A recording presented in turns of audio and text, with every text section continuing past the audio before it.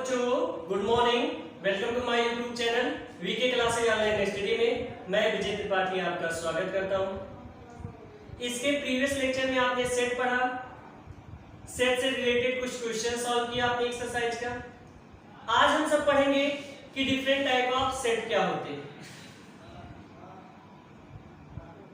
या types of set क्या होते हैं, सेट कितने प्रकार के होते हैं, कौन कौन से सेट आपके सिलेबस में इंक्लूडेड है, कौन कौन से सेट आपको पढ़ने हैं, आज हम उसको पढ़ेंगे।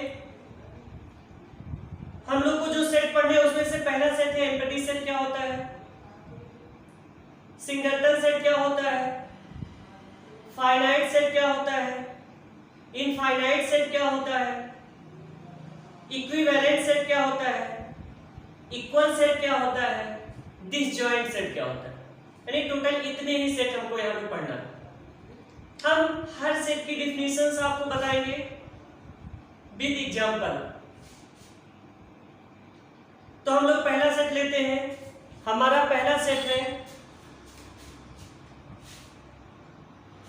एम्पटी सेट,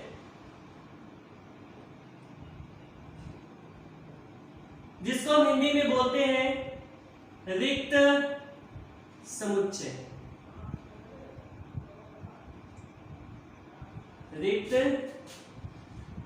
समुच्चय, रिक्त समुच्चय। अच्छे सुनिएगा, एम्पटी सेट क्या होता है। रिक्त कहने से ही तात्पर्य खाली,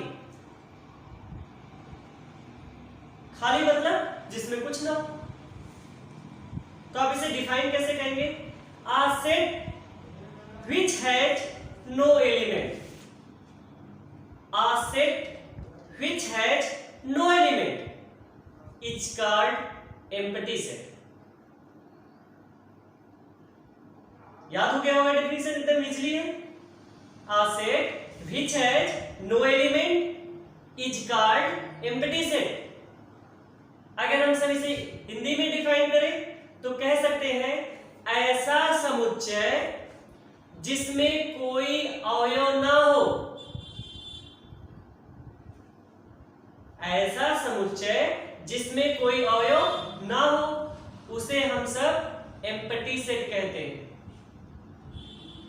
उसे क्या कहते हैं, एम्पटी सेट कहते हैं। अब हम देखते हैं एम्पटी सेट का जो रिप्रेजेंटेशन होता है, एम्पटी सेट को किससे रिप्रेजेंट करते हैं, फाई से। अगर कहीं पे ऐसे फाई लिख दिया गया है इसका मतलब यह एक एम्पटी सेट को रिप्रेजेंट कर रहा है। और दूसरी तरह से हम लोग इसे कैसे रिप्रेजेंट कर सकते हैं, ऐसे, इसमें कोई भी एलिमेंट नहीं दिखाते।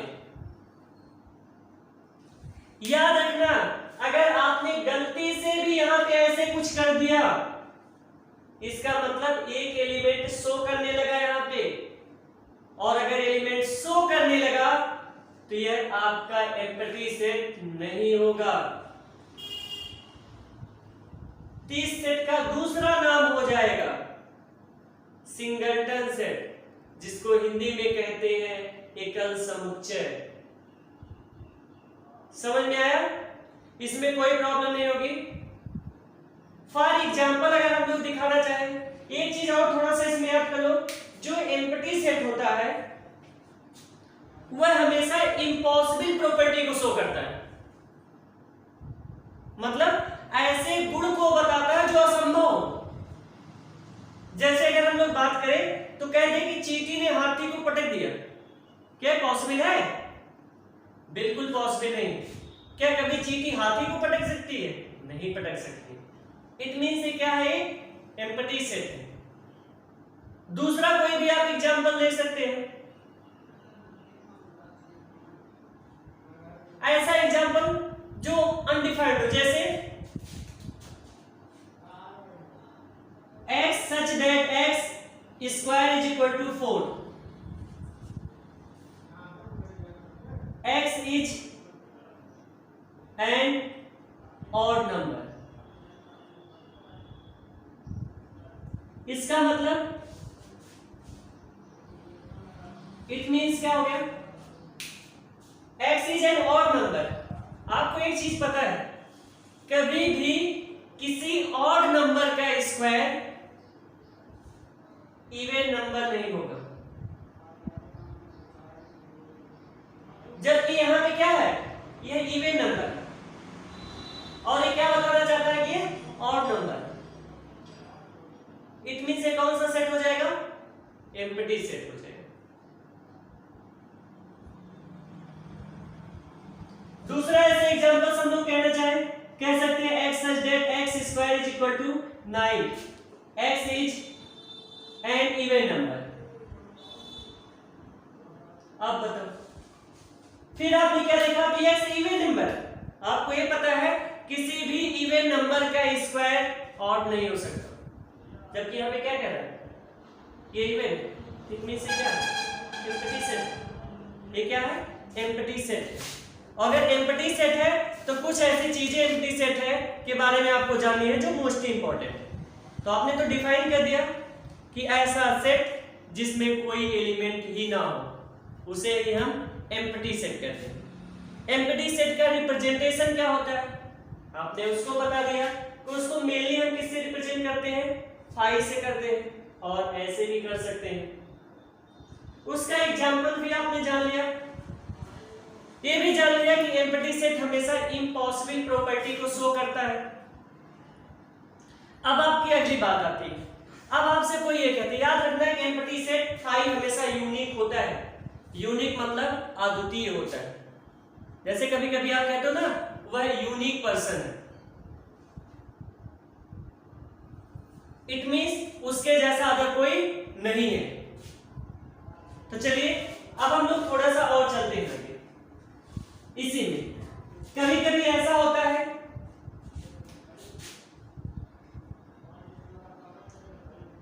कुछ लोग ऐसे करके ऐसे लिखते थे, आपके समझ में आ रहा होगा। अभी हमने जस्ट पढ़ा कि फाई एम्प्टी सेट होता है। फाई क्या होता है, एम्प्टी सेट होता है। इट मींस यह एम्प्टी सेट होगा, कभी नहीं होगा। अब यह सेट में एक एलिमेंट का काम कर रहा है, यहां एम्प्टी सेट नहीं है, यह फाई एक एलिमेंट है इस सेट का। इसका मतलब यह कभी भी एम्प्टी नहीं होगा, इज नॉट एम्प्टी सेट।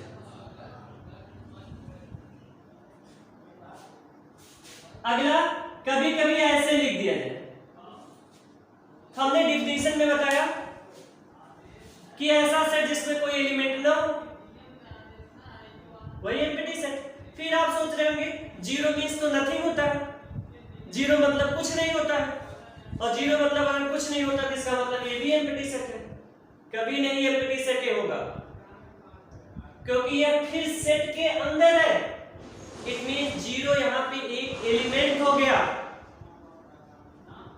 तो इसका मतलब यह एम्प्टी सेट नहीं हो सकता, यानी इज नॉट एम्प्टी सेट। अगला चलते हैं। कभी कभी आपको ऐसे दिख जाता है,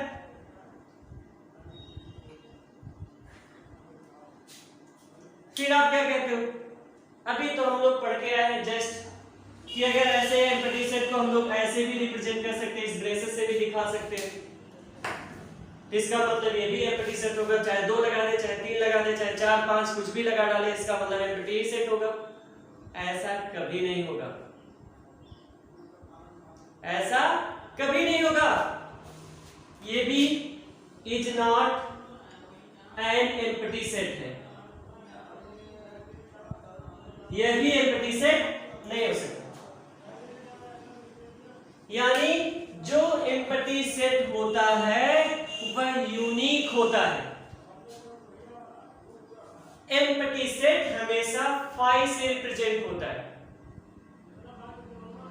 तो अब आपको कोई प्रॉब्लम नहीं होनी चाहिए कि एम्प्टी सेट होता कौन है, एम्प्टी सेट को रिप्रेजेंट कैसे करते हैं, एम्प्टी सेट का एग्जाम्पल क्या होता है, कौन एम्प्टी सेट हो सकता है, कौन एम्प्टी सेट नहीं हो सकता है। अब हम लोग दूसरे सेट को पढ़ेंगे जिसका नाम है सिंगलटन सेट, दूसरे सेट को पढ़ेंगे सिंगलटन सेट।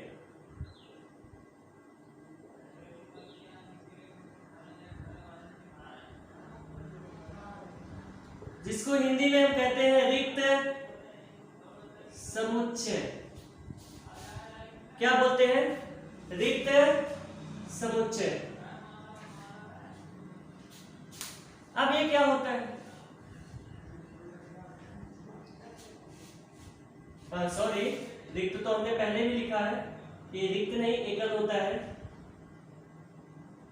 ठीक, अब ये क्या होता है? सिंगलटन सेट क्या होता है? एकल। A set which has one element. A set which has one element is called singleton set. इसका मतलब ऐसा समुच्चय जिसमें केवल एक एलिमेंट होता है उसे एकल समुच्चय कहते हैं। ऐसा सेट जिसमें केवल एक एलिमेंट होता है उसे एकल समुच्चय कहते हैं। जैसे फॉर एग्जाम्पल हम ले लेते हैं 1, इट मीन से क्या है? सिंगलटन सेट है, 1 ही एलिमेंट होना चाहिए। 2, singleton set. 0, singleton set. 5, singleton set. x such that x minus 5 is equal to 0, x belong to natural number, ये भी क्या है? Singleton set. क्योंकि यहां से जब हम x की वैल्यू फाइंड आउट करेंगे x इज इक्वल टू क्या हो जाएगा? 5 और x किससे बिलोंग कर रहे हैं? नेचुरल नंबर से। इसका मतलब ये भी क्या है? Singleton set. यानी ऐसा सेट जिसमें केवल एक एलिमेंट हो उसे हम लोग कहते हैं सिंगलटन सेट, यानी एकल समुच्चय, जिसका एग्जांपल्स आपने यहां पे लिखे हैं। चलिए अब हम लोग चलते हैं आगे अगले सेट पे।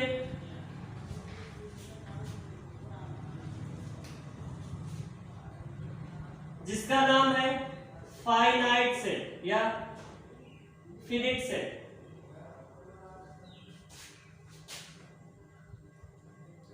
जिसको हम हिंदी में बोलते हैं परिमित समुच्चय। इसकी हिंदी से आप तो तुरंत समझ जाएंगे इसके मीन्स क्या होगा। जो हिंदी मीडियम के हैं वह तुरंत ही जान जाएंगे ये है क्या।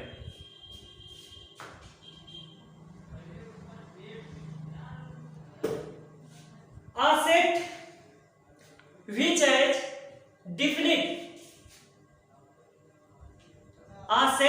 which has definite and finite number of element is called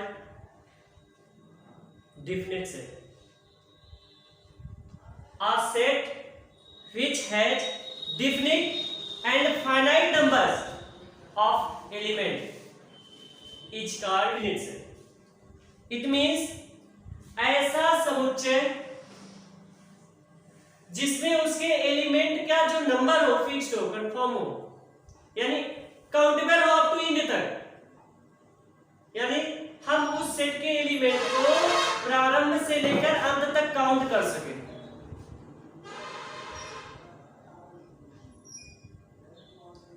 उसे हम लोग बोलते हैं परिमित समुच्चय। दूसरी तरह कैसे डिफाइन कर सकते हैं? ऐसा समुच्चय जिसमें उसके एलिमेंट निश्चित हो, फिक्स्ड हो, उसे हम सब परिमित समुच्चय कहते हैं, यानी फिनिट सेट। For example 1 2 3 4 5 6। अब आप देखेंगे आप इसे 1 से लेकर 6 तक काउंट कर सकते हैं, यानी जो number of element of fixed है जिसको आप आसानी से काउंट कर लिए। इसका मतलब ये क्या है? फिनिट या finite set. The student of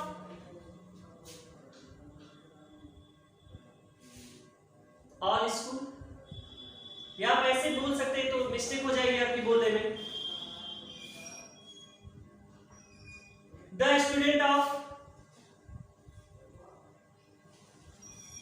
the all student of school, तो आप आसानी से बता सकते हैं कि फिनिट सेट क्या होते हैं। अब इसके बाद जैसे दूसरा हम लोग बता दें कि किसी स्कूल में बच्चों का जो सेट होगा, क्योंकि बच्चे तो किसी कॉलेज में फिक्स्ड ही होंगे, 10, 20, 50, 100, 200, 1000, 10, 20 हजार, ये तो फिक्स्ड है। वो तो कम ज्यादा होंगे नहीं, जो रहेंगे फिक्स्ड रहते हैं।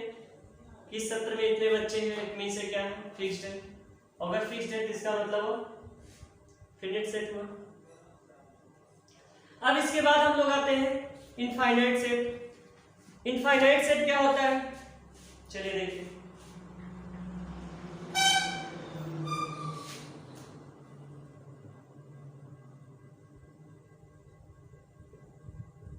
इनफाइनाइट सेट जिसको हम लोग बोलते हैं अपरिमित समुच्चय। ये अपरिमित समुच्चय क्या होते हैं?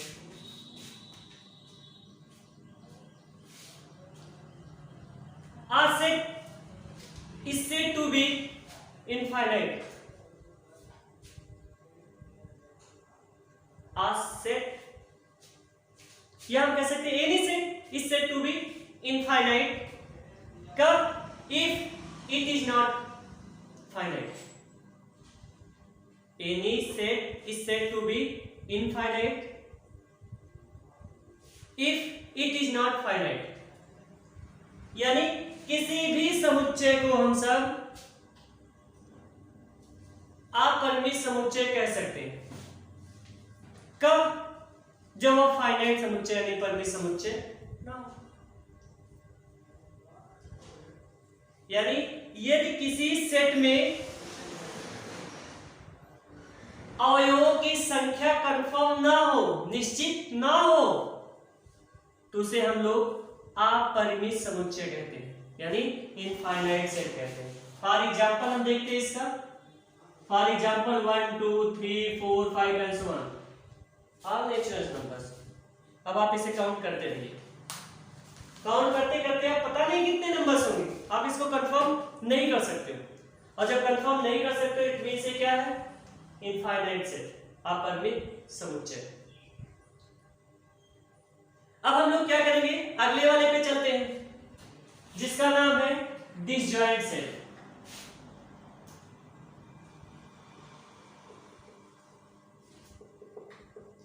डिसजॉइंट सेट क्या होते हैं? अब इसको थोड़ा सा अच्छे से समझ लीजिए। देखो, आप अगर डिसजॉइंट सेट को एक्सप्लेन करना चाहते हो तो इसके लिए कम से कम आपके पास 2 सेट होने चाहिए। कितने सेट होने चाहिए? 2 सेट होने चाहिए। मतलब 2 or more than 2 set are said to be disjoint कब? If there is no common element. 2 or more than 2 set is said to be disjoint कब? If there is no element, no common elements. मतलब 2 या 2 से अधिक set disjoint कहेंगे जाएंगे कब? जब उनके बीच में कोई भी कॉमन एलिमेंट्स ना हो, या 2 या 2 से अधिक ऐसे समुच्चय जिनमें कोई उभयनिष्ठ अवयव ना हो, तो उसे डिसजॉइंट सेट कहते हैं। ये याद हमेशा रहना, कम से कम मिनिमम 2 सेट तो होने चाहिए। 2 से ज्यादा कुछ भी हो सकते हैं, 3, 4, 5, 6, 7, 8, 9 समथिंग आप लेते रहो। यानी कम से कम मिनिमम 2 सेट आपके पास हो और दोनों सेट का कोई भी एलिमेंट कॉमन ना हो, तो उन दोनों सेटों को हम लोग क्या बोलते हैं? Disjoint set. फॉर एग्जांपल देखिए, A इज इक्वल टू एक सेट है 1, 2, 3, दूसरा B इज इक्वल टू दूसरा सेट है 4, 5, 6। अब आप थोड़ा इसे अच्छे से देखें। फर्स्ट सेट ए में 3 एलिमेंट है, सेकेंड सेट बी में भी 3 एलिमेंट है, जबकि 3 एलिमेंट होने के बाद भी इन दोनों में कोई भी कॉमन एलिमेंट नहीं है। इट मीन्स ये कैसे सेट है? डिसजॉइंट सेट है, यानी A and B are disjoint set. कोई समस्या नहीं होनी चाहिए इसमें कि दो या दो से अधिक ऐसे सेट हो जिनमें कोई कॉमन एलिमेंट्स ना हो, उसे ही डिसजॉइंट सेट कहते हैं। नेक्स्ट सेट पे चलते हैं हम लोग। अगले सेट का आपका नाम होगा इक्विवेलेंट सेट। Equivalent set. अब ये क्या होते हैं? इक्विवेलेंट सेट में हम लोग देखते हैं, इसके लिए भी वही है, ऐसे दो सेट हो कम से कम जिनमें उनके नंबर ऑफ एलिमेंट तो इक्वल हो। नंबर ऑफ एलिमेंट क्या हो? इक्वल हो। बट ये जरूरी नहीं कि दोनों सेम ही हो, दोनों सेम ही हो। तो हम लोग इसको कैसे डिफाइन कर सकते हैं? Two finite set are called equivalent set is they have equal number of elements if they have equal number of elements। यानी दो या दो से अधिक ऐसे सेट, या डायरेक्टली यहां पे 2 ही बोल दो, तो दो ऐसे सेट जिसमें, और दोनों सेट कैसे होने चाहिए? फाइनाइट सेट होने चाहिए, फिनिट सेट होने चाहिए, यानी उसमें एलिमेंट जो क्या हो, कंफर्म हो, तभी आप बता सकते हो किसमें। तो चलिए, दो ऐसे सेट जिसके नंबर ऑफ एलिमेंट्स आपस में इक्वल हो, तो उसे हम लोग बोलते हैं इक्विवेलेंट सेट। यानी इसके लिए number of element in set A is equal to number of element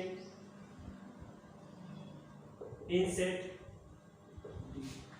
यानी अगर सेट A के एलिमेंटों की संख्या सेट B के एलिमेंटों की संख्या के इक्वल हो जाए, तो इट मींस दोनों कैसे सेट हो जाएंगे? इक्विवेलेंट सेट हो जाएंगे। अगला हम लोग आते हैं, अगली प्रॉपर्टी हमारा, यानी अगली प्रॉपर्टी अगला टाइप से इक्वल सेट। अब इसके लिए आपके लिए अच्छा होगा क्या? इक्वल सेट कब हो सकते हैं? Two set A and B are equal if their element is same. दो सेट इक्वल कहे जा सकते हैं कब? जब उनके एलिमेंट भी क्या हो? सेम ही। जैसे कहते हो ना कि वह उसके बराबर है, तो बराबर कब होगा? जब इसकी पूरी टोटल प्रॉपर्टी इसके साथ मैच कर जाए, इट मींस तब वो उसके बराबर हो जाएगा। यानी अगर आपके पास जो सेट ए का एलिमेंट है वही सेट बी का भी एलिमेंट हो, जो सेट बी का एलिमेंट है वही सेट ए का भी एलिमेंट हो, इट मींस दोनों सेट कैसे हो जाएंगे? इक्वल सेट हो जाएंगे। कैसे? हम लोग दो सेट ले लेते हैं, ए में क्या ले लेते हैं? 1 2 3। बी सेट ले लेते हैं 1 3 2 1। अब आप इन दोनों सेट को अच्छे से देखिए। सेट ए में भी 3 एलिमेंट्स हैं, सेट बी में भी 3 एलिमेंट्स हैं। इसका मतलब ये क्या हो जाएगा? सेट ए सेट बी के इक्वल है और सेट बी सेट ए के इक्वल है। यानी अगर हम इसे लिखना चाहे तो कह सकते हैं set A is equal to set B. It means दोनों क्या हो गए? Equal set. एक बार हम फिर से सिंपल सा बताते हैं, एक बार फिर से रिवाइज कर देते हैं। एम्प्टी सेट ऐसा सेट होगा जिसमें कोई एलिमेंट नहीं होगा। सिंगलटन सेट ऐसा सेट होगा जिसमें केवल एक एलिमेंट होगा। फाइनाइट सेट ऐसा सेट होगा जिसमें उनके जो नंबर्स वो फिक्स्ड होंगे, उनको काउंट आप कर सकते हो, सेट के एवरी एलिमेंट को आप काउंट कर सकते हो, तो वही फाइनाइट सेट हो जाएगा। इनफाइनाइट सेट ऐसा सेट होगा जिसमें उसके नंबर्स को आप काउंट नहीं कर सकते हो। डिसजॉइंट सेट ऐसा सेट होगा, डिसजॉइंट सेट कैसा सेट होगा? डिसजॉइंट सेट की एक प्रॉपर्टी होती है कि उसमें कोई कॉमन एलिमेंट्स नहीं होगा, यानी ऐसे दो सेट जिसमें कोई भी कॉमन एलिमेंट्स ना हो। फॉर एग्जांपल हमने आपको बताया था 1 2 3 और इसका ले लेंगे तो 4 5 6, 4 5 6, इसमें कोई भी कॉमन एलिमेंट्स नहीं, इसका मतलब ये क्या है? Disjoint set. इक्विवेलेंट सेट की अगर हम बात करते हैं तो हमने पढ़ा कि अगर number of element in set A is equal to number of element in set B हो जाए तो दोनों इक्विवेलेंट हो जाएंगे। बस इसके लिए कंडीशन क्या है कि सबसे पहले अगर ये इक्विवेलेंट है तो यह फाइनाइट सेट होना चाहिए, सबसे पहले फाइनाइट सेट होना चाहिए। इसके बाद इसमें जो सेट में एलिमेंटों की संख्या है, नंबर्स एलिमेंट है, वह इक्वल होना चाहिए। यानी अगर हम B ले लें तो ये हम लिख सकते हैं 4 5 6। देखते हैं कि इस सेट में भी 3 एलिमेंट्स हैं, इस सेट में भी 3 एलिमेंट्स हैं, तो नंबर ऑफ एलिमेंट्स क्या हो गए? इक्वल हो गए, सेम नहीं। अगर सेम हो जाएंगे तो वह इक्वल सेट बन जाएगा।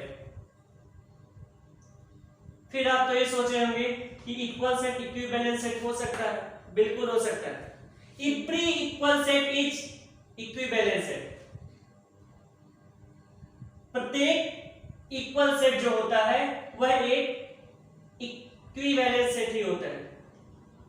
बट ये जो आपका every equivalent set not equal set, जरूरी नहीं है कि सभी इक्विवेलेंट सेट ही क्या हो जाए? इक्वल सेट बन जाए। कुछ हो सकता है 1 2 3 ले ले तब भी ये फाइनाइट सेट ही होगा, उसके साथ ही एलिमेंट भी इक्वल होंगे और वह इक्वल सेट भी हो जाए। यानी सभी इक्वल सेट इक्विवेलेंट सेट हो सकते हैं, लेकिन सभी इक्विवेलेंट सेट इक्वल सेट नहीं हो सकते। ये तो था डिफरेंट टाइप ऑफ सेट में जिसको आपने पढ़ा। अब इससे रिलेटेड हम सबको एक्सरसाइज को सॉल्व करना है। तो फिलहाल आज के लिए इतना ही हम लोग करेंगे, नेक्स्ट डे से एक्सरसाइज को सॉल्व करेंगे। तब तक के लिए बेस्ट ऑफ लक।